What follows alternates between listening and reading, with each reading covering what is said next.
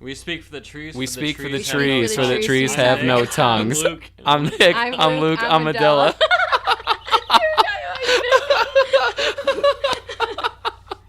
That was fucked up. I mean, we're pretty fucked up people, so fuck it. That was good enough. Oh my god. Oh, that was great. Well, so today is our first episode all in person. Yeah, we're all actually sitting, like, literally an inch apart from each other on the couch. Flesh to flesh. Flesh to flesh. Flesh to flesh. Flesh to flesh. Yeah, it's pretty nice. Honestly, I have to say, like, it's kind of nice to, like, actually see you guys. Yeah. You know, because when I'm back in the Cal, I won't have a camera again, so I won't be able to do, like, the video. My GoPro. So. Well, I don't know if we could do that. We'll see. Wait, Maybe I could hook up my GoPro to your computer to, like, record us doing the podcast, like JRE style? Kind of. Like video of us talking? Yeah. I don't know if that's necessarily, like, better or worse, though. Well, I mean, we could just test out just to see how it Yeah. works. I mean, that'd be pretty cool. But yeah. Tell us what you think in the comments. Yeah. How's our sound quality? Yeah, so we got a new mic. Yeah, I got a mic. My mama got me a mic and a mic stand for Christmas. And it's glorious. I didn't even really want anything, and she was like, "Here, I'm getting you a mic." And I was like, "Okay." And I got a new laptop too. So Oh, shit, you did? Oh, this one. So why can't you use this back in DeKalb? Oh, right. Well, I mean, the GoPro is pretty nice quality though too. So is this bad 2003 webcam? Yeah. Oh wait, no, it's not 2003. It's newer than that. It's probably well, let's see. My grandma had her stroke in I think 07. So this laptop's probably in 09. And the other one was probably 05. So it's, you know, a good amount newer enough that it's a lot better for sure. Know that it works. I mean, because literally, like, that other one, I'd be in a call with you guys, and it would just die. Yeah, that was getting pretty bad.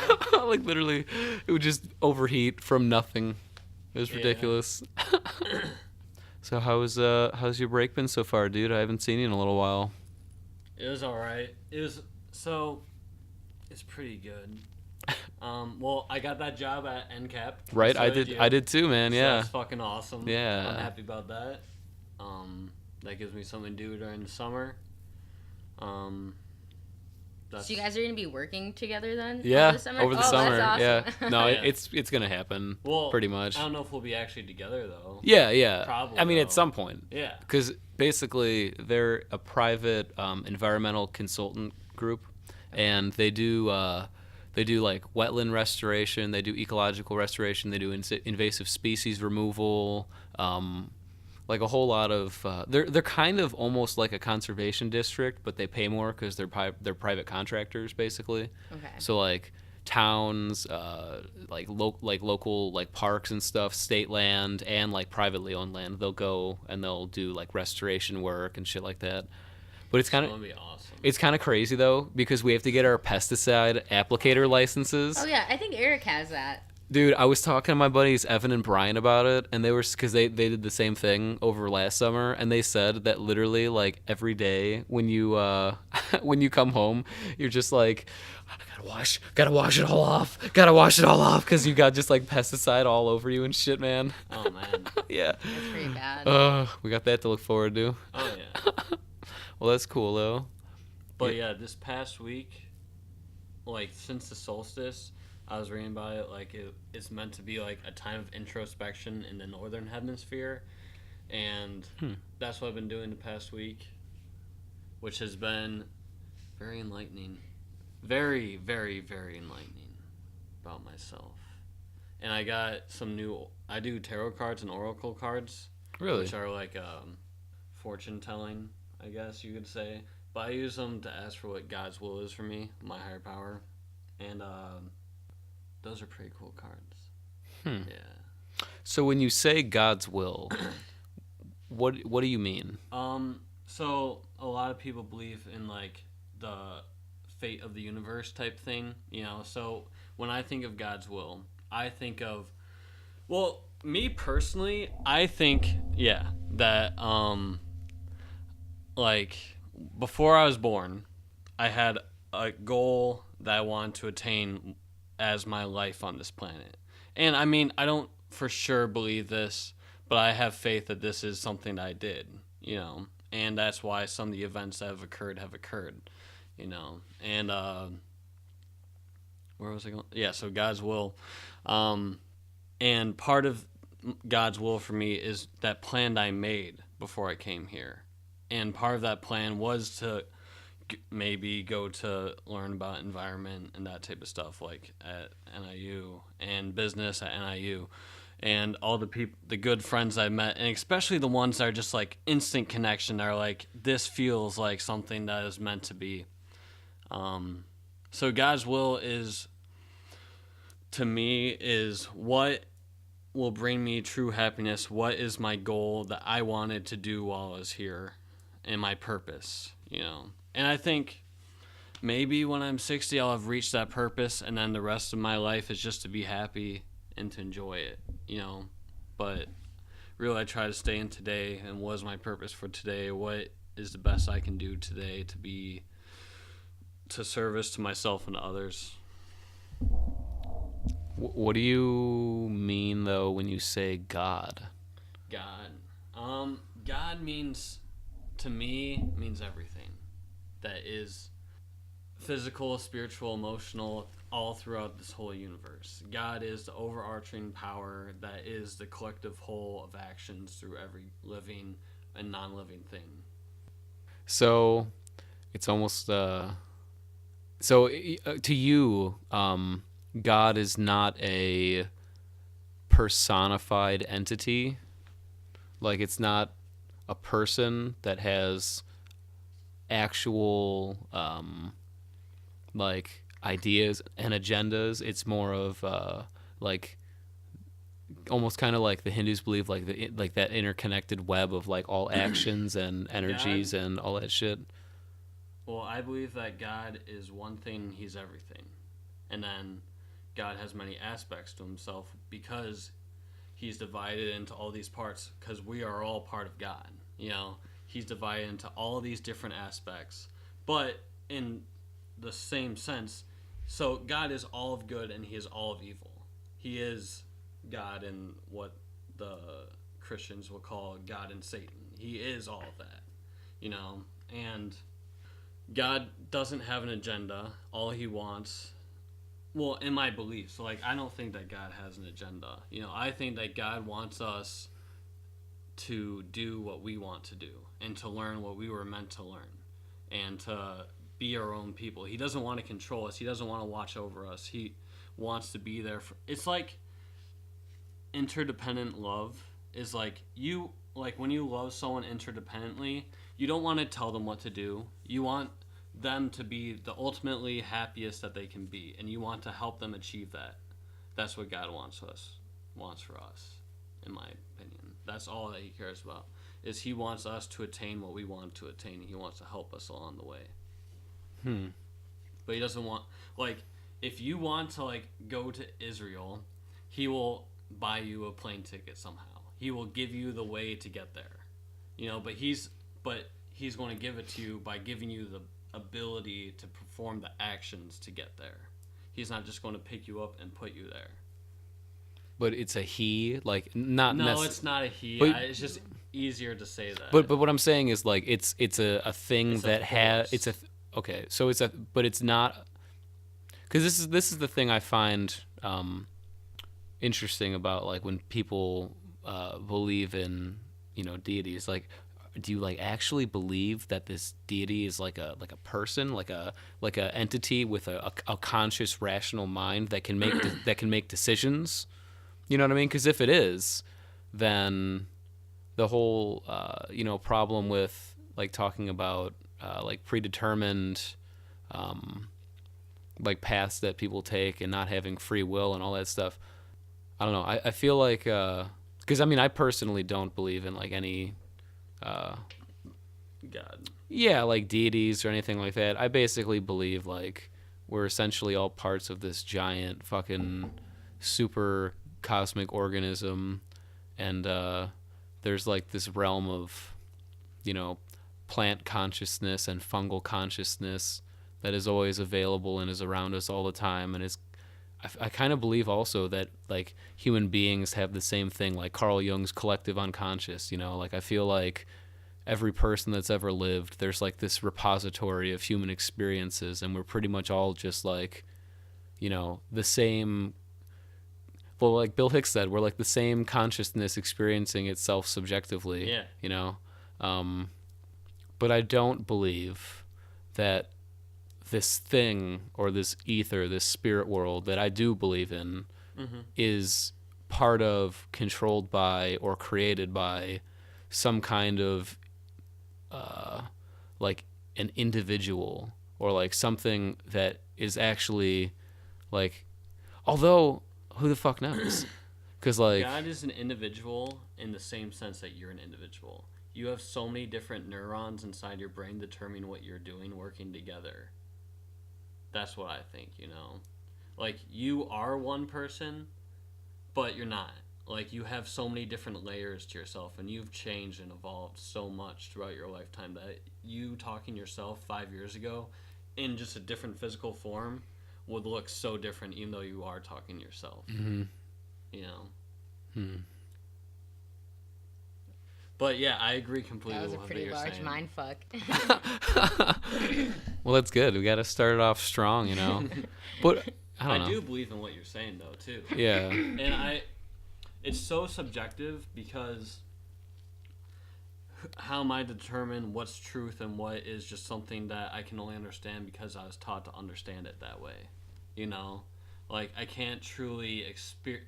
Like, from what I've experienced through God, that's what I have gathered as to be my mental image of him. But I know it's always going to be growing. I know it's never going to be true. And that's why, like, the Jewish people don't define God. They don't, like, they don't, like, write God, because that's defining him as this stagnant thing that, because maybe he is a stagnant thing, but and I just say he because it's easy. I don't, whatever. But our perception is always going to be changing. So there's no way to define something to be truth that we're never going to be fully perceived, because we're limited. Like limited in our ability to understand something? Mm-hmm. Okay. Do you want to weigh in on this, Adela? I've actually, like, what are your thoughts on, like, a creator or God or death or any of that kind of shit? Well, I didn't really grow up with a religion at all. My, like, other relatives like to pretend that they're Christian, meaning that, like a few years ago, they kind of all had this, like, weird thing where they were all, like, going to church and stuff together. And, like, my aunts and I think two of my cousins, what's the thing after you get baptized? Confirmation. They got their confirmation. Because, I don't know, it's very interesting. I don't think my grandpa is very religious, but my grandma was. She's also born here. Like, her family has been in America for a pretty long time. And so my mom, for, like, the first 8 years of her life before her mom passed away, like, they did, like, the whole, like, Easter thing, going to Christmas Mass. They did all of that stuff. But after that, they didn't have, like, anything to do with religion. And my aunt asked me one time why I don't go to church or why I don't believe in anything. And I just simply said that, like, I don't really have a reason why. And I asked her the same question. And her response was, I'm just afraid of what's going to happen to me afterwards. I feel like if I pretty much participate in this religion, I will have some clue as to what will happen to me. But I guess my outlook on life that I kind of consider a religion is, one time, also a few years ago, I was just, like, in a very bad place, and my grandpa told me, if you treat the earth and people with kindness, the universe will be kind to you. And so that's kind of, like, the motto I've lived by since then, just being kind. I think it works because I've it's also just a change in your own perspective as well, being told something like that, that where you feel the universe is being kind to you. But then there's times where I'm like just a really shitty ass person, and then shitty things happen to me, and I'm like, oh damn, I need to change my ways. I'm a sinner. I feel like that's like a really good principle though, because I would say if I had a religion as well, that would probably be the same way. It's just be kind, be generous, treat people humanely, be compassionate, like actually give a shit about people, and yeah, because obviously, well, maybe not for some of the listeners, but my my dad is like straight up like Bill Maher atheist. Like he he really has a hard time even talking to some people who are like very fundamentalist religious, because he's just like, oh my god, like. But and my mom is, I would say, just like agnostic or spiritual, and I would say in that way I'm much more like my mom. Like my mom totally believes that she's been visited by like her relatives and stuff. Like my Aunt Dinah, who just died about a month ago. She was 95 and very psychic. She'd had a lot of crazy experiences, and I told you about, I think, when my mom went and visited them or whatever. I don't think so. No? No. Really? I think so, but She got visited by my Uncle Frank when she was sleeping? No? Oh, yes. Yeah. You did tell us about that. Okay. But she always told my mom that after she died, she'd come visit her. And I would say maybe 2 weeks ago, I had a dream randomly about Aunt Dinah.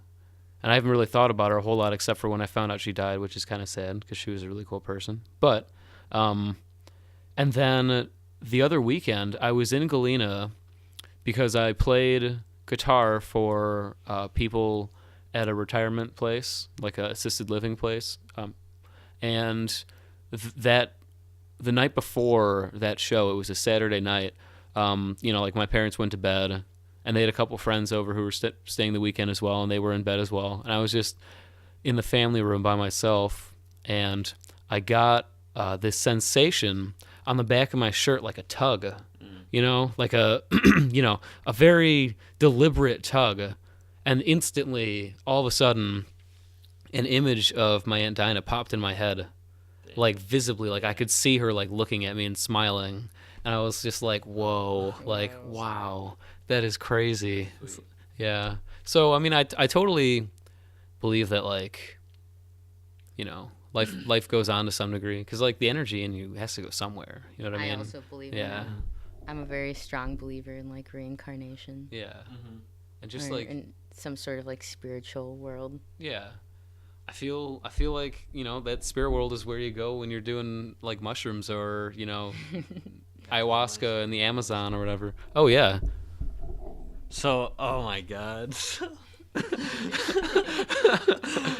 like, almost 2 weeks ago now, it is so crazy. Like, I have purposefully tried to enter the spirit world before, but this was the first time where I was put in the spirit world, and so I just told Nick this story, but basically I'm going to sleep, and, like, so there's that part where you're going to sleep and you're like falling into sleep. But I wasn't there yet. I went there and then I came back out. And then as I was going to sleep, I was meditating and like just not meditating, but like trying not to think. And all of a sudden I was put into this, like, it was so crazy. Like first, like everything went blue in my vision. And then, like, everything, like, started to turn into, like, different shapes. And then they would, like divide within each other. And then and then it all turned into, like, a giant cathedral that I was in. And so I'm standing in the middle of this cathedral. And I look one way. And it's just pillars and, like, this huge hall and walls and with, like, stained glass. And then I look behind me. And it's the same both ways, but one way, like, it looks like it goes on forever, and then one way it looks like there's a door. So I start to walk around, and like it's weird. I could control it, and then like the pillars. So like I how do I explain it before I forget? But basically, I could like feel everything. Like everything was like talking to me through like emotions. It was so crazy. I feel like kind of nuts like talking about it, but like, you know, like everything was like speaking to me through emotion, and then the pillars started bubbling, and like with like even like deeper emotion like coming towards me, and then I see this, I like walk towards the door, and then like as I'm walking towards the door, I'm just like put there all of a sudden. And then so the door is like in the Hobbit kind of, where there's the doorknob in the middle, and like I noticed it earlier, so I was going to go and turn it. But as I like stare at it, it like turns into an eye, and it starts to like envelop the door, and I get freaked out because I'm like, this is some fucked up shit. Like I don't know what put me here. I don't know why I'm in this place. But it felt more real than reality. You know, like it was so profound. It was so incredible. And then I'm like, no, I'm not ready. So I just woke up. Like I opened my eyes. I'm like, fuck this. Wow. Dude, that's pretty crazy, man. I haven't used drugs in like 5. I've been clean from heroin now for 6 years, and I haven't done any alcohol or anything else for 5.5. That's good, dude. You gotta keep on it, man. Yeah. That's very admirable, man. Adele and I, you know a couple people who've been struggling on and off with various things, and it's never easy, man. It's too easy to fall into those traps in our society. I feel like, man, the opiate epidemic is crazy in this fucking country. But Yeah. have any of you ever had a lucid dreaming experience? A few times, but I haven't been able to do it in a long time. No. Okay. Because I always like wonder, like, because some people like will practice like lucid dreaming, like they'll do certain things to. The girl that I'm seeing now is trying to do that. Oh really? Isn't what? Was lucid dreaming like? I guess what is it exactly? Because I've been kind of confused on what it is. So, lucid dreaming is when you are aware that you're in a dream. Oh yeah, I always dream like that. Really? I think we talked about this in the last podcast. Really? Yeah, our spooky podcast that we have. Oh yeah. Yeah. We talked about it. It's actually funny because a few weeks ago, before I went on break, I fell asleep on the couch, and I can't even remember what it was now, but in my dream, like something was happening, and it was kind of annoying me and scaring me all at the same time.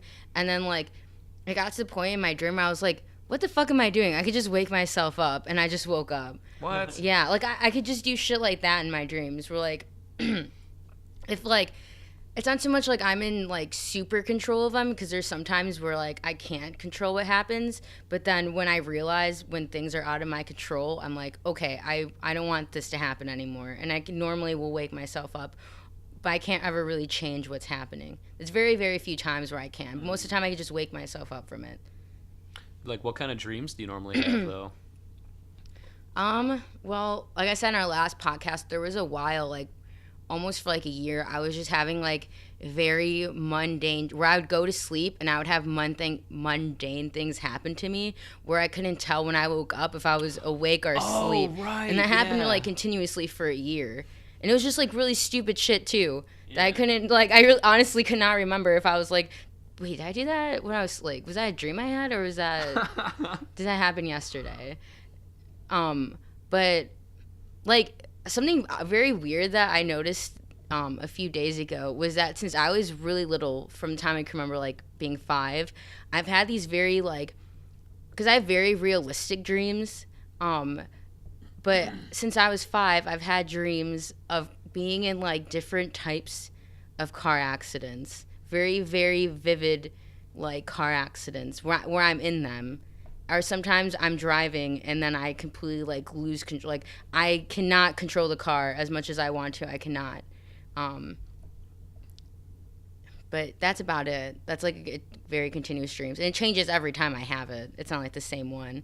But I've had them since I was 5. Have you ever been in a car accident? No, I've been in like a bad fender bender, but that was about it. Oh man. It wasn't Wow, even that's bad. good. It was just like Yeah. bumpers were destroyed. Huh. That's crazy. I've never had like a dream that's like a recurring theme in the dream. Pretty much every one of my dreams when I have them are pretty vivid, but not like it's just like some of the shit is just crazy. The stuff that happens in my dreams, like to the point where it's weird because it seems normal when I'm in the dream, and then you wake up and you're like, that wasn't normal at all, you know? Like, Yeah. huh? I love like really wacky dreams that are just like I remember one time, this was probably in like September, I had a dream that I like walked in to like this was at our house back in Point. I walked into the room and like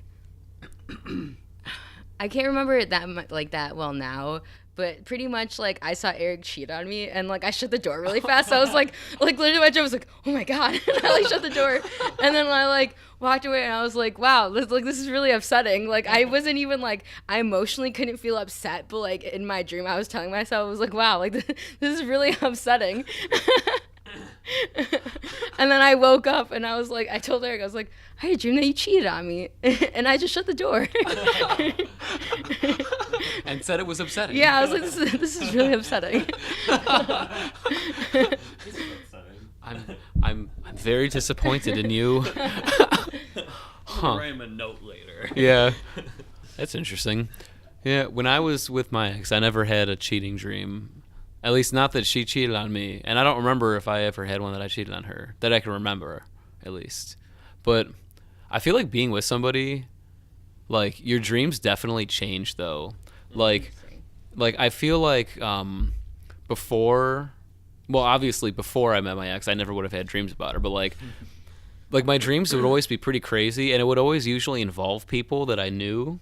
But after like I met my ex and we were going out for probably like by like a couple months in, I would have like consistently she would be in my dreams all the time, That's interesting. And then obviously like I've had a couple dreams about her here and there, like since, obviously more when it was more fresh, I guess, when we broke up and shit. But like now it's like there's like different people that also like start filling in different like pieces of like dreams and stuff. It's really weird, man.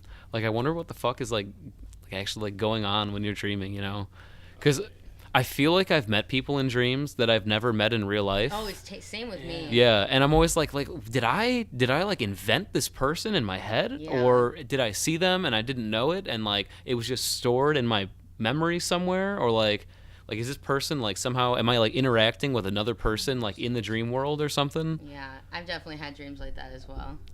That'd be fucking cool if you could like have a dream with someone else, like you could both be in the same dream. Yeah. Oh, That'd be really fucking cool. Wouldn't that be so awesome? Yeah, that would be really awesome. I read a long time ago that if you spend a whole 24 hours with the same people and you go to bed in the same room, you guys will have similar dreams. I bet.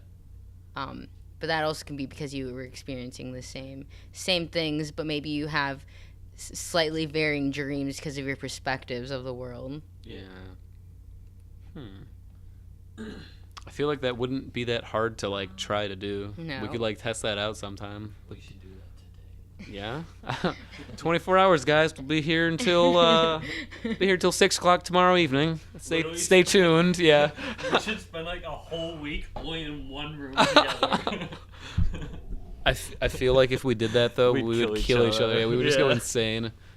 Well, I don't know. I mean, I like you guys. Yeah, that's what I was gonna say. 'Cause, I don't know. I feel like we have a really good friend group. We're like, I don't know.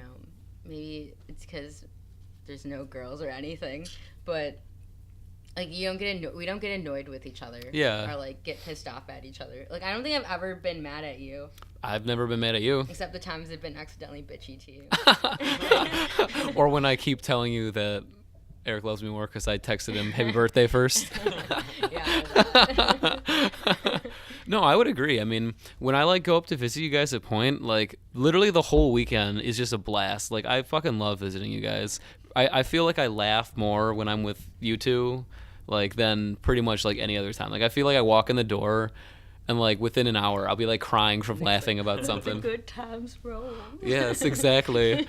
The Jew has arrived. No, I felt it was really nice last Friday when I was like telling you and Alexander and his girlfriend, who I can't remember her name right now. Jasmine. Yes. Jasmine. That I think I'm gonna fail my history class. You guys are like, no, I bet you're not gonna fail. You're like, why do you think you're gonna fail? And I was like, you guys are really great friends. And you too, Jasmine, even though I just met you like the second time. Well, yeah, man. I mean, we don't want you to be feeling down and shit. I mean, you know, because like. I think that's funny. Oh, why? I just think it's funny. You're like, Oh. I don't want you to be down. Yeah, well, it's true. You don't want to see the people you care about hurting, man. It's no good, you know. Although, I don't know.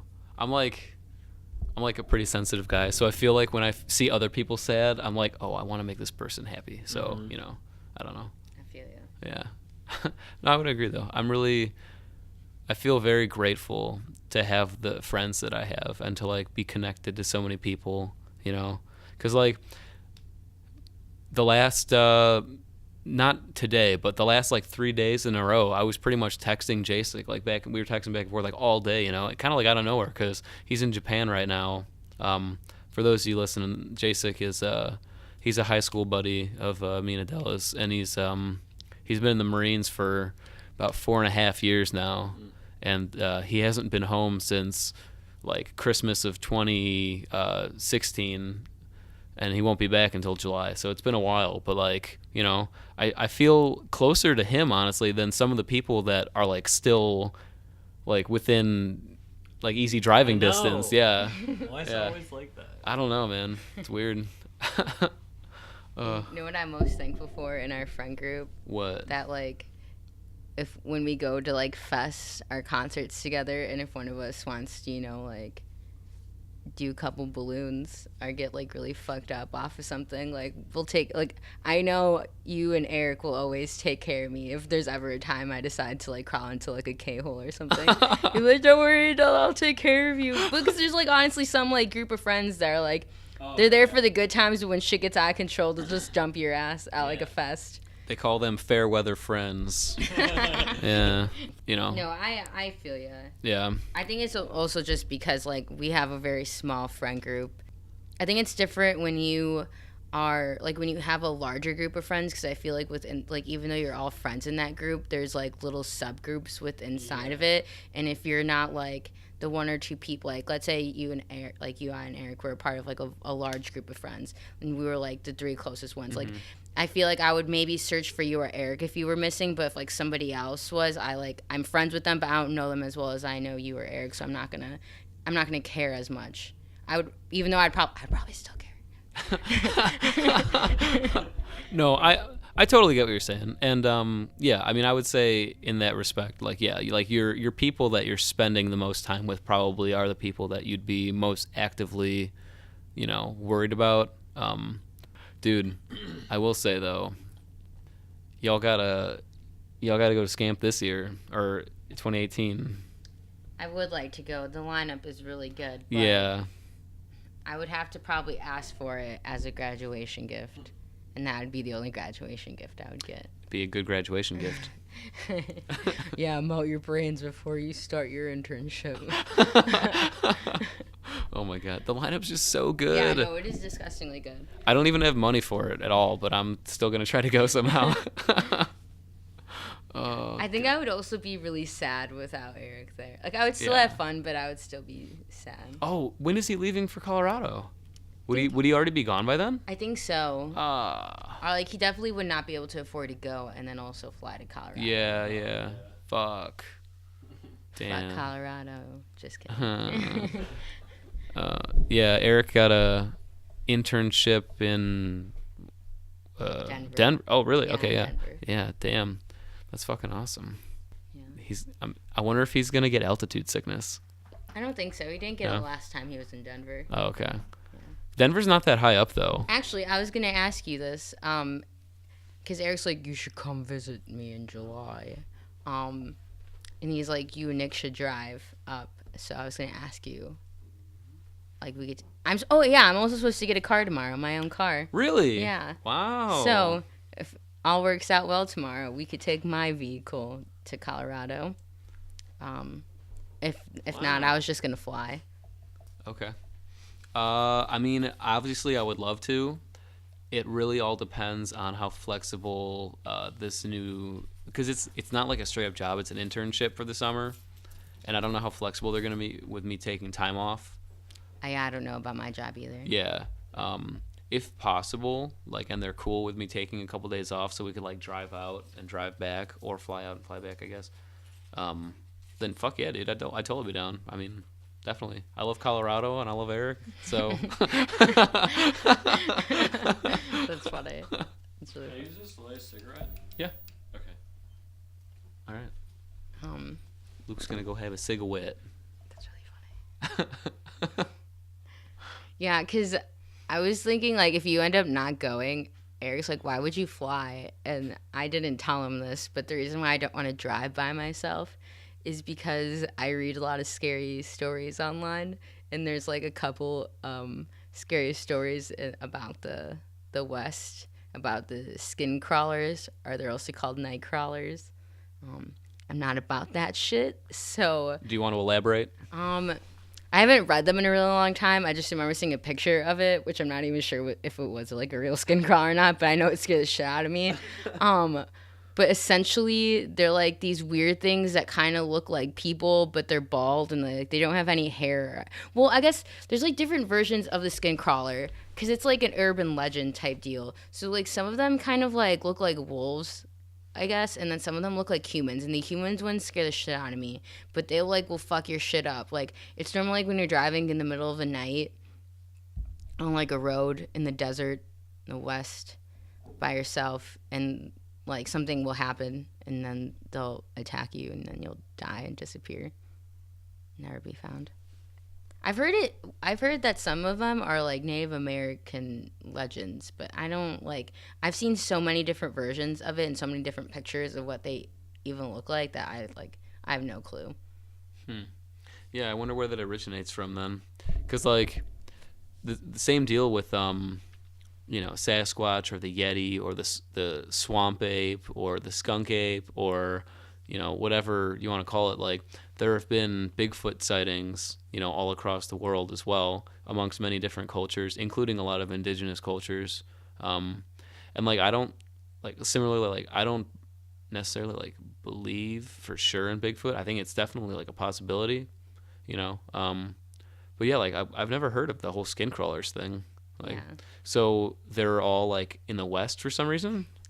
This is where I'm confused because I actually watched a movie with Erick last year, and I don't remember the name of it, but it took place in Minnesota, and they had a skin crawler there, but this was like a deer that walked on its like hind legs, and it was like super evil looking. So there's there's skin crawlers and night crawlers. I can't remember exactly. One's another thing and one's called the other, and they vary in what they look like. But most of the stories I read took place in the West, like along there. I mean, I guess it also depends like where you define like the West, because Yeah. technically, I mean, Minnesota is, It's pretty west. yeah, it's west of the Mississippi, which for a long time, according to, like the U.S. government was the West. Yeah, so, that's true. It's kind of weird, dude. But no, definitely, I'd definitely be down to go to Colorado and help you fend off them skin crawlers. Colorado is so awesome. Maybe 2 summers ago now, me and my friends went out to Colorado to backpack. Oh, so amazing. Where did you go? Denver. I forget the name of the park, but it was so incredible. It was like, I want to say 30 minutes west of Denver. 30 minutes west of Colorado. 30 minutes west of Denver. Oh my god, it was so gorgeous. My friend Michael, one of my good friends, from probably my senior year of high school, I met him. He's probably like a person I looked up to a lot, at least back then, helped me a lot. and he moved out there. I want to visit him. My friend Charlton just moved back probably 2 days ago to Denver. And so I got 2 good friends out there. Shout out to Denver. Give us money, Denver. Pay for us to visit you. Where's your favorite place that you've like hiked, like in general? Oh man, probably that. I wish I knew the name. But definitely, actually one of the most gorgeous places I love to go back and hike, Sedona in Arizona. I want to just go back there. Sedona was so amazing. Oh man, it was so gorgeous. Where in Arizona is that? Do you know? I have no clue. But it's a pretty commonplace. Sedona is just so gorgeous. Like, driving through there and just like, even like, we stay at like a bed and breakfast there. Oh my god, just like looking out the window was like looking at the most beautiful like painting, you know? So gorgeous. I would definitely recommend that as a travel place if you're looking to travel. Yeah, I've my favorite place that I hiked probably was the Rocky Mountain National Park. There's like, you know, a shit ton of hiking trails all around that area, and my oldest brother Eamon and I, we hiked for like 13 miles all through the mountains and stuff, even though I had like altitude sickness and I had like terrible headache and like splitting headache to the point where I was getting like nauseous for a while. And we were just like chain smoking joints that we brought with us because we were like trying to, you know, just fight well, he actually had no problem. He didn't have any altitude sickness, but I was trying to fight that shit, man. And it was so amazing. That was, oh man, I would love to go back to that specific trail that we found because it was really fucking cool. Like, we saw these, like, a huge fucking river and all these waterfalls and stuff, and I'm talking like real, like, actual waterfalls, you know? Like, even the one, Adela, that you and I saw in Matheson was nothing compared to that bitch, you know? And oh man, it was so fucking cool. We almost got to this like lake that was chilling way at the top of this like mountain and shit, but we forgot that we actually had left Rhea in the car, like, because she didn't want to go with us on the hike, you know, and she thought, oh, they'll probably be gone for like 2 or 3 hours. Well, like 5.5 hours had gone by, and Eamon and I were still walking like straight, you know, like ascending the whole time, and, you know, trying to make our way up to this fucking like waterfall lake area. And we looked at the time and we realized we were probably in big trouble. So we ended up, you know, like being like, shit. So we just turned around and we started like power walking all the way back down. And, you know, because when you're walking up, it's obviously like you have to take breaks, you know, it's a lot harder. And we made it down, like the whole way we went up. We made it down like in like an hour. Mm-hmm. And dude, Rhea was so fucking pissed, dude. Like when it was about 5 minutes out from where we parked the car, you know, I was thinking in my head, I'm like, all right, now there's probably 2 things that happened here. Either she's, you know, going to be like just really pissed and she's not going to want to talk to us at all when we get back, or she'll still be asleep, hopefully. And, you know, I was banking on that second one. But did guys take the car keys with? Or did she have the car keys? Oh, she had the car keys. Oh, okay. I was a little worried she was going to drive away. My ass would have been gone. Dude, when we got back, she was like, she just had this face of like, she was just so fucking pissed. And she was actually like walking up the mountain to come find us, which I did not think would even be, that was not in my 2 things I thought would happen. So I knew we were fucking dead, man. Like, but that was an awesome area. Like, it got to a point where there was so much water just kind of hanging around in the air. It was like the Pacific Northwest, because there was like moss growing on all the trees everywhere, and it was all like cypresses and like these really like wet looking conifers and pine trees everywhere. Yeah. It was so cool. Like, and you know, like every 20 minutes or so you see like a big sign on the path that says like, caution, this is bear country. And I'm like, oh fuck, this is the real deal. What about you, though? Mine would probably have to be the Black Hills. Oh, yeah. Yeah. That was beautiful. how far through them did you walk? I mean, they're pretty big, I assume. Yeah, you could there's like this really long trail that the group I went with climbed the whole thing. I ended up partnering up with another girl who just like kind of had a hard time walking, so we kind of just explored around the area. But what I did see was pretty gorgeous. And you boycotted going to Mount Rushmore, correct? I did do that. How did that go over? It was really sad because I called my mom like bawling my eyes out, and so like people driving into Mount Rushmore just saw like some brown girl sitting in the grass like bawling her eyes out on the phone. I didn't know Mount Rushmore was so meaningful to her. To who? To me. Oh. I'm saying they assume I see that what you're saying, the people yeah. driving by. This brown girl better be grateful for being in America. Yeah. Oh man, I would love to go to the Black Hills. That piece of quartz that you got me from the Black Hills, every time I hold it, man, I start tearing up. It's crazy how much energy is sitting in that thing. I wonder just all the things it's seen, you know? Yeah, I think it was really I think if you know the history of the Black Hills and you go there, like just to know that is a place, that is someone's pretty much church to them. That's where their people, and not just their people. There's multiple tribes within that area that believe that is where their people came from. That was where their medicine is from. And they treated that place with wholehearted respect, and that was the last piece of land that belonged to them, and they literally fought with every fiber of their being to keep it. And then that ultimately destroyed them, was fighting against the U.S. Army. Yeah.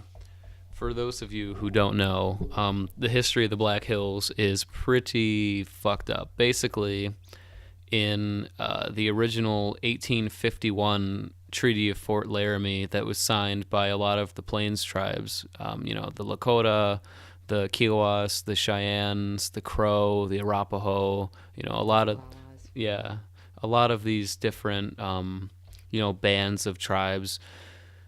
Well, first of all, a lot of people don't know this, but most, not most, because you can't generalize, because like all tribes are pretty different, honestly, but like many tribes govern by consensus as opposed to majority, which is totally not the same thing, because they would deliberate and issue until everyone was happy with the outcome, until it was unanimous consensus on what they were going to do as a group. Because generally, especially for the Plains tribes, because obviously they were nomadic, so they had smaller groups of people, like groups of 300 that would move around at a time and then meet up in the winter with like the other 1,000 of their kin from across the state and whatnot. And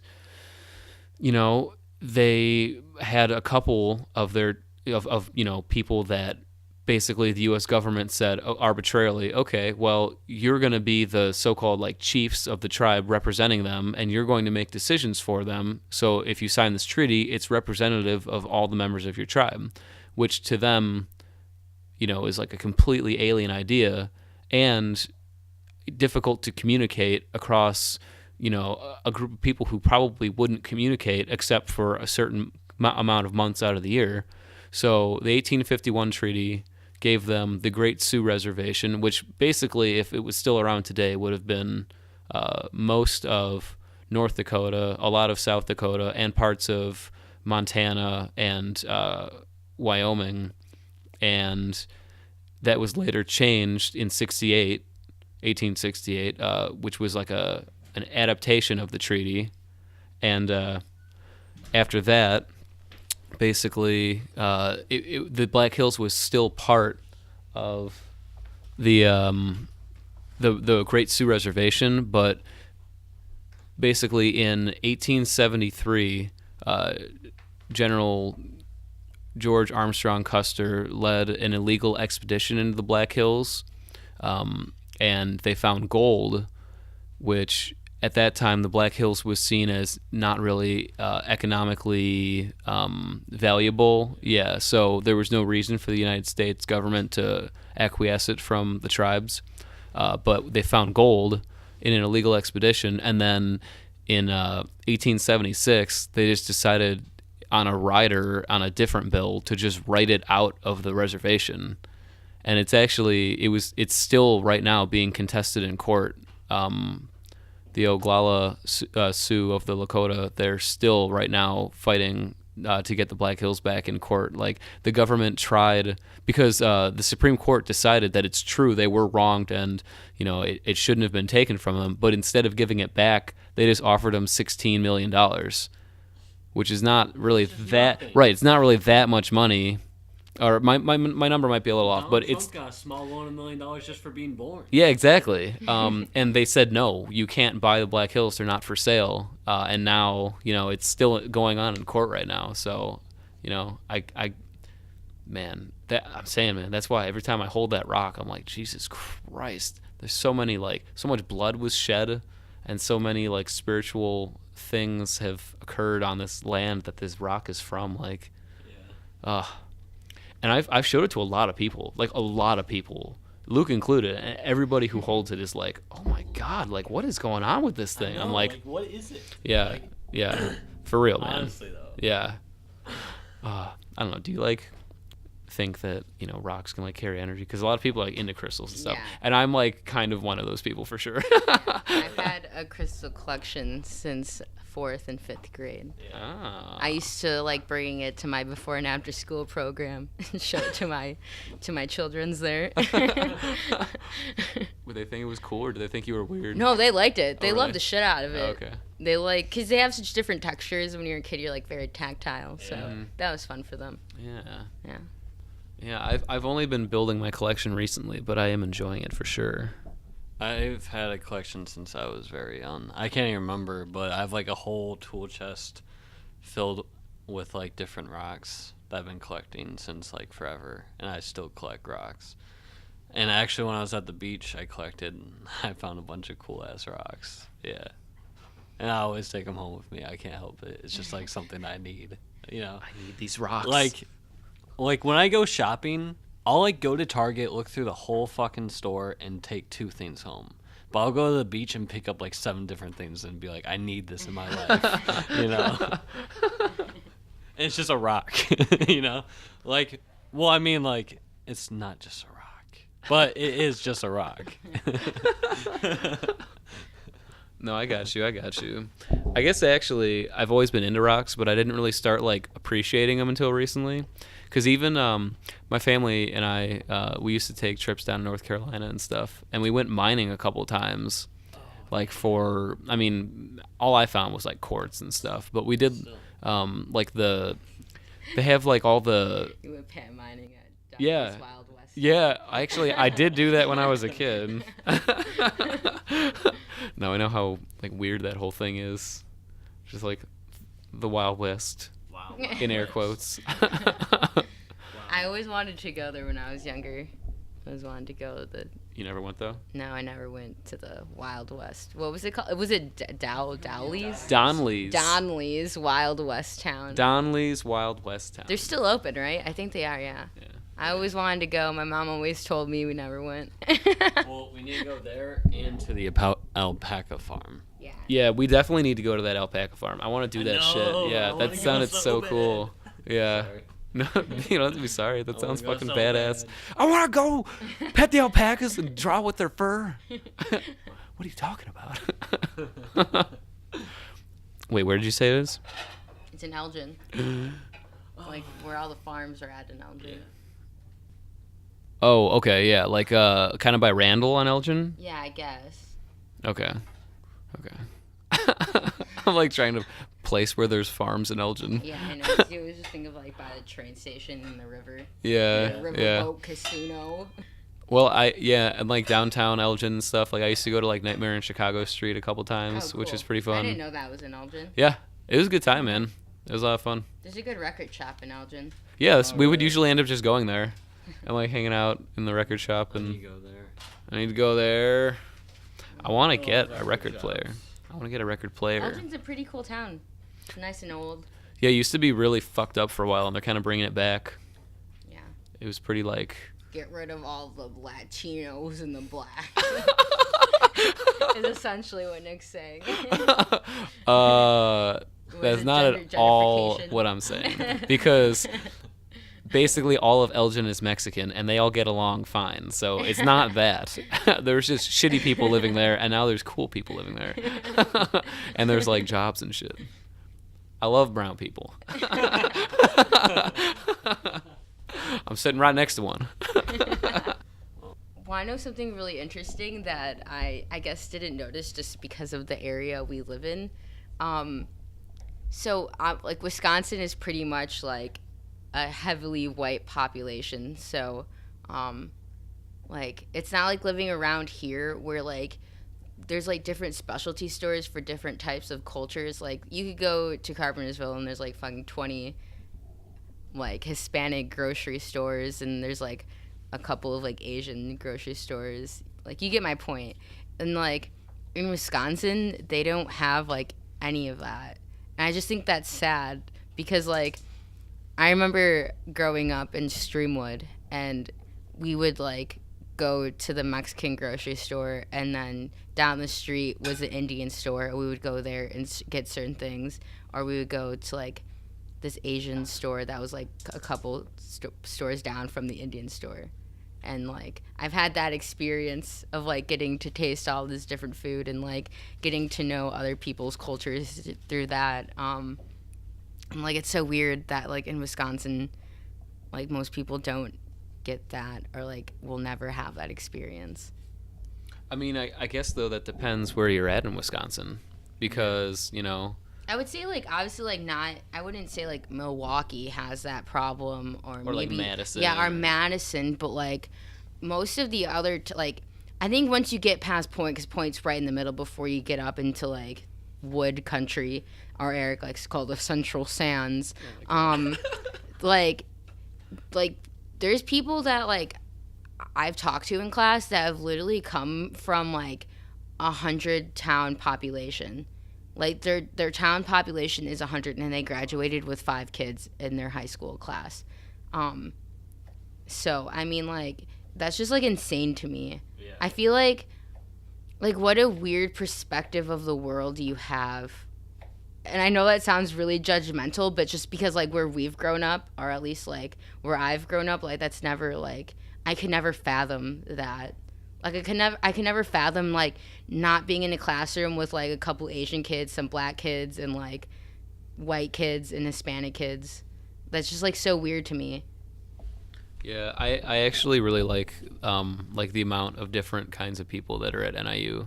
Like there's a lot of like black people at NIU, and I'm like, yeah, fuck yeah, fuck it. They have a lot of like foundations that in like the city kids. Yeah.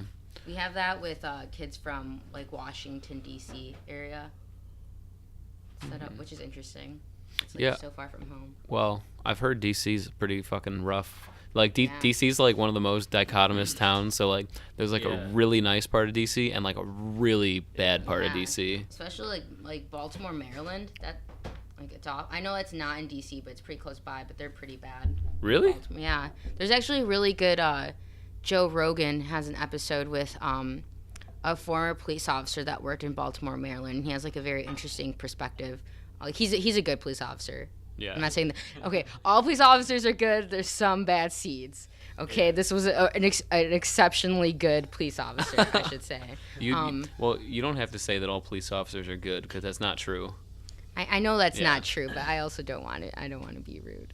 Well, I mean, it's just like they're just people. So some people are bad people. Yeah, yeah, that's true. Yeah. I'm sorry. Continue. Yeah, Baltimore is a pretty rough place. I think I would honestly say that Baltimore is even worse than Chicago.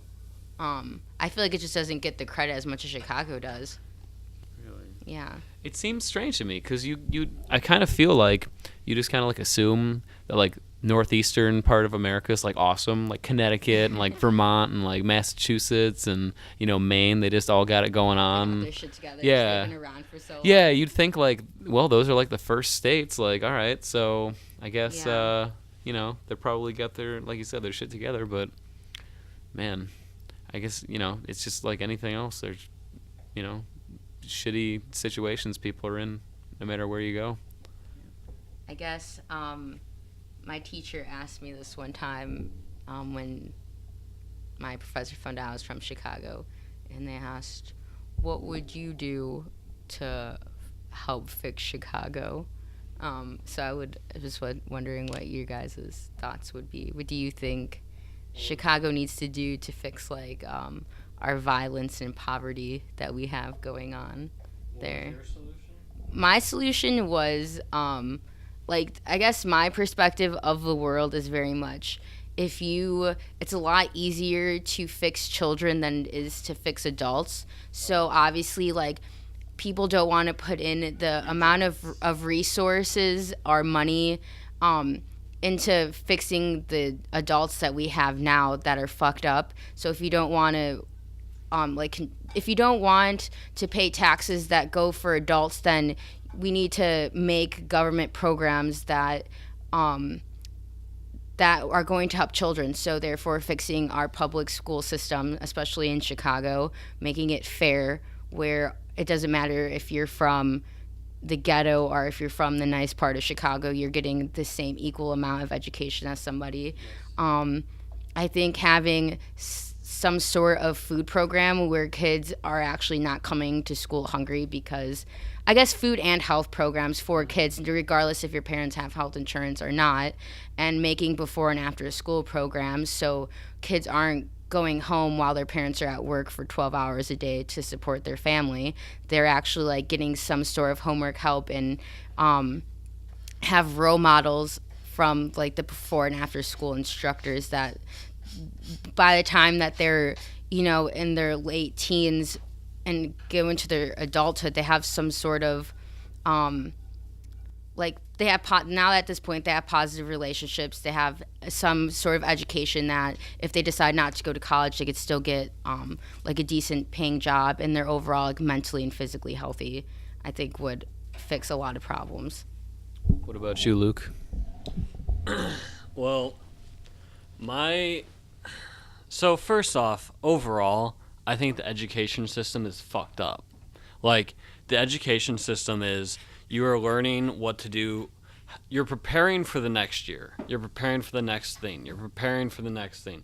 College is about preparing you for a job. High school is about preparing you for college.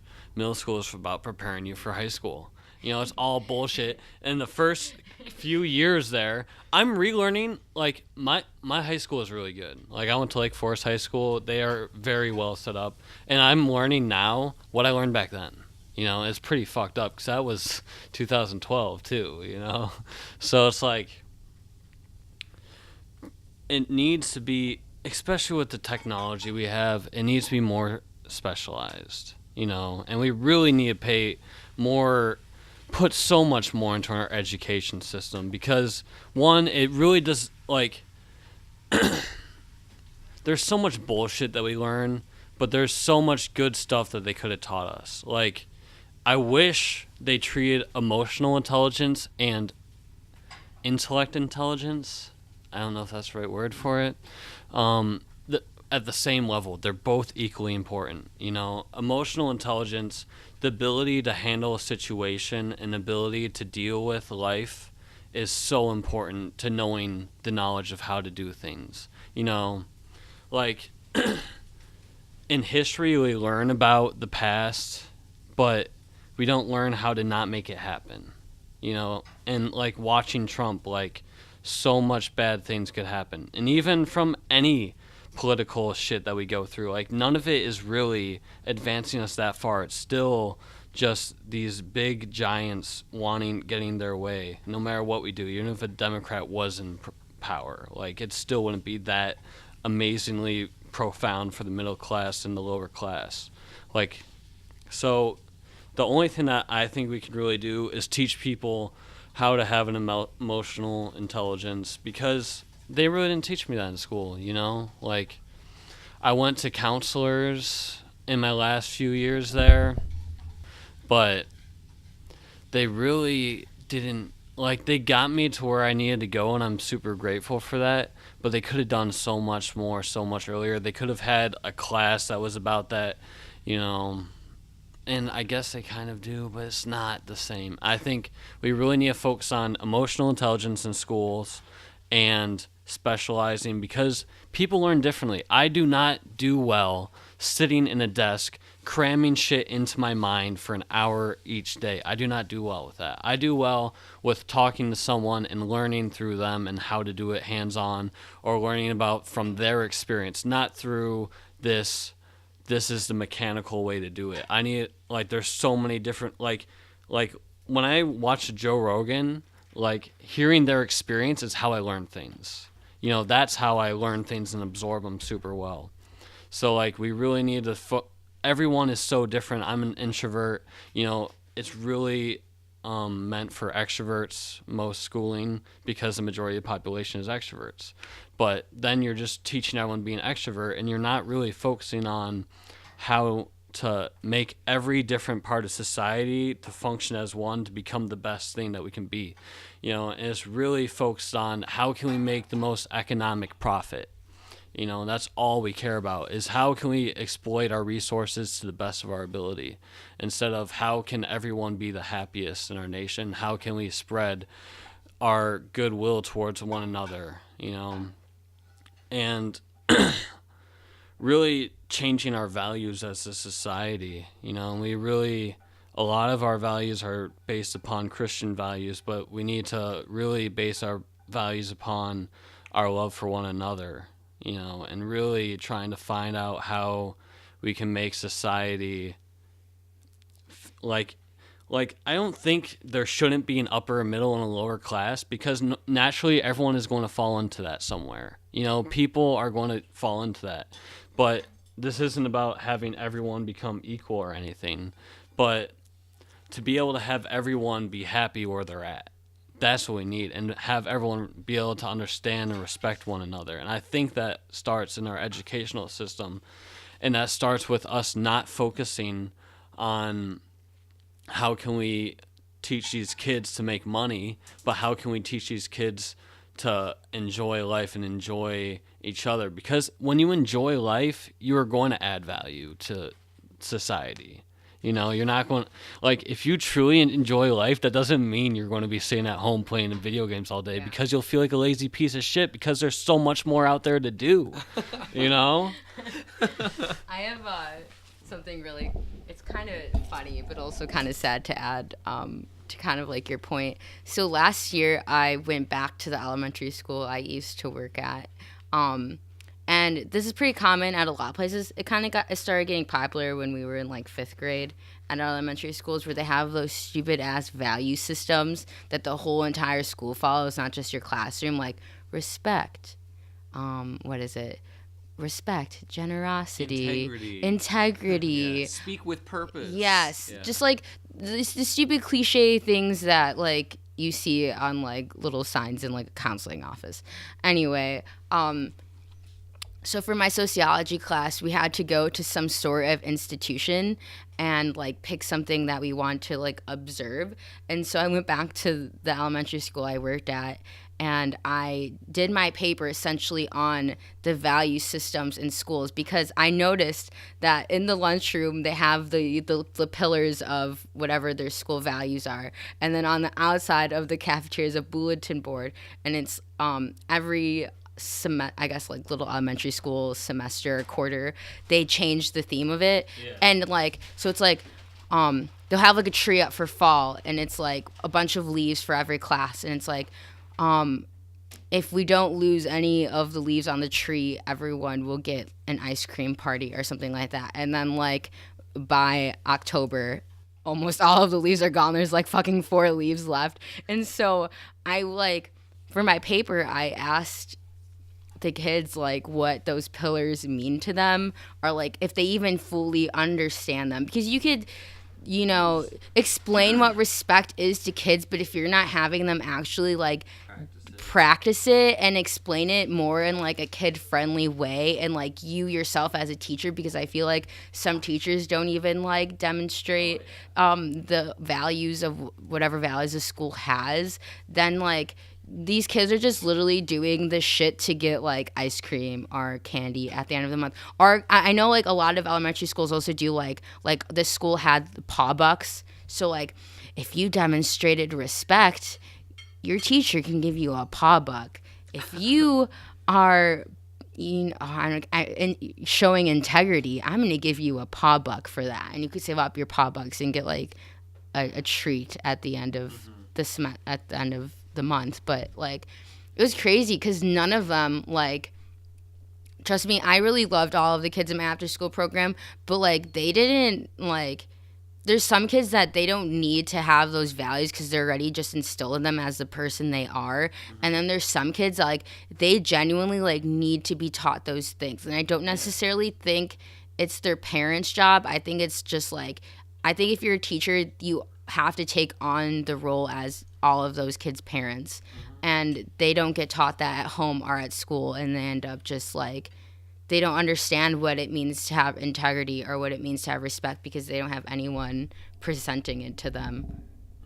I feel like along with that, I feel like, because I remember that shit too. I remember for Newbert Elementary School where I used to go, they had like these big key looking things that were like the keys to success. Yeah, we had those at our schools. We were in the same district. Yeah, keys to success, you know, and I remember. They're so fucking stupid. Yeah, I remember getting one. I remember getting the speaking with purpose or whatever one. I remember getting it in like second grade, and like I couldn't. One in fifth grade, oh really?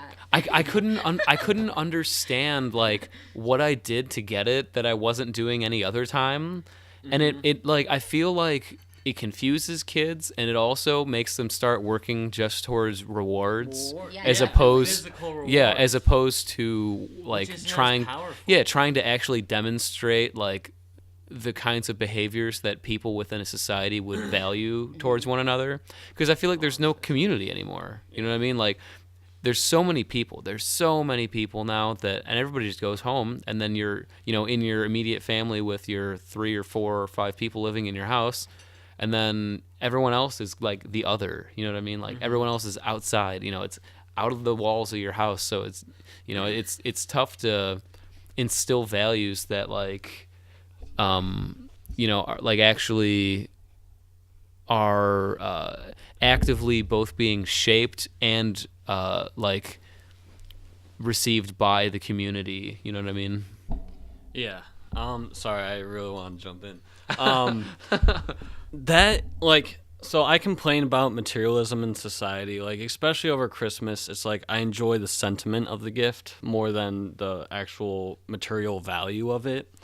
But I think that's part of where it comes from is, you know, as a society, we want to reward people with a material thing to get something to happen, to condition them to be this way, you know, and it really devalues that thing so much because, like, just for me personally, like, doing a good thing out of the kindness of my heart with no expectation of return is, like, the greatest feeling. Like, to truly feel that come out of myself is, like, the greatest feeling ever and, like, the most freeing thing I can do, you know? And we're putting this material thing onto it because that's how we function as a society. We reward you with this material thing for doing this tangible service, you know? But really, like, we should be teaching the kids that the feeling that you get, that, like, true, honest feeling you feel within yourself from doing that good thing is such a powerful reward in itself. You know, we don't really explain that. And, like, I didn't learn that until, like, 5 years ago. You know, like, legit. Like, it's pretty fucked up. Like, that should be something that you should be talking to your kids about when they're, like, 3. Like, this is why you do good things. Which, I mean, like, you do, but you don't understand it, at least. Yeah. I didn't.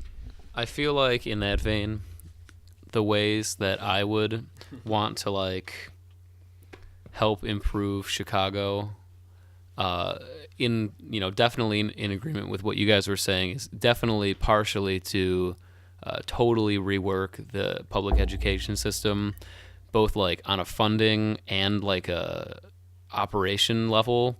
They got to stop putting so much focus on like the top and like administrators and all that shit. They got to actually fund teachers so that teachers will go to schools that are in, quote unquote, like bad areas to bring like both teaching and like resources and jobs. Like, we actually have to, as voters in districts across Chicago, because Chicago's a city, so its districts are broken up, and the representative of each district is an alderman, or an alderperson, I should say. And, people don't really, I feel like, think about how important it is to like vote for your citywide and township and, village like government, because, those people also have a lot of say in what state representatives get elected and what city representatives get elected and all that shit. So I feel like we need to put a bigger focus on actually like voting in people into these smaller roles, district by district, that will actually help to, provide like infrastructure and support and like relief for people that don't have any, food pantries. And I think another thing, just from my own experience seeing it in DeKalb, is we need to start putting up community urban gardening all across Chicago, because when people get together to build systems in which they can grow their own food and contribute to the well-being of their neighbors and their friends and themselves, it just does something. It's really weird. I feel like it's part of being human, like growing your own food and seeing the immediate impact it has on people. It's like part of being human, and we totally lost that in this industrialized agricultural system.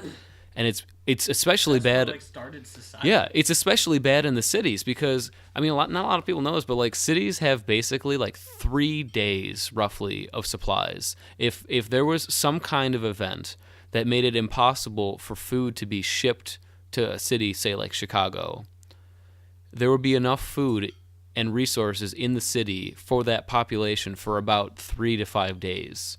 That's crazy. Yeah, because the system is so interconnected, and it works that way with education. It works that way with, like manufacturing resources. It works that way with food. So I feel like people in Chicago need to try to create, smaller communities within the city, like say like Wicker Park or like Oak Park, or the list goes on and on, but like these different communities need to like help to create some kind of community identity that they can all try to forge together, because it'll redefine the ideas of what people want to aspire to be, if they have like a system in which the entire community is working together to create some kind of shared dream. You know what I mean? Yeah. So I guess, like education for sure, and then just community, man. Community programs, community gardens, community food pantries. Yeah, local, man. All about local. Yeah. Does anybody else have anything they'd like to add on this specific topic? Well, what do you think, viewer at home? All right. Well, we are right now about an hour and 22 minutes in, and I'm getting hungry. So, ladies and gentlemen, thank you very much for listening. This is our 9th episode now, so we're going strong. Strong and controversial this time. Strong and controversial. Yeah, I mean, this was a pretty heavy episode. I like this one. I would say it went. This is probably my favorite one. Yeah, it went places I didn't really expect it to go. All for the better. So, thanks for listening, and that's a wrap.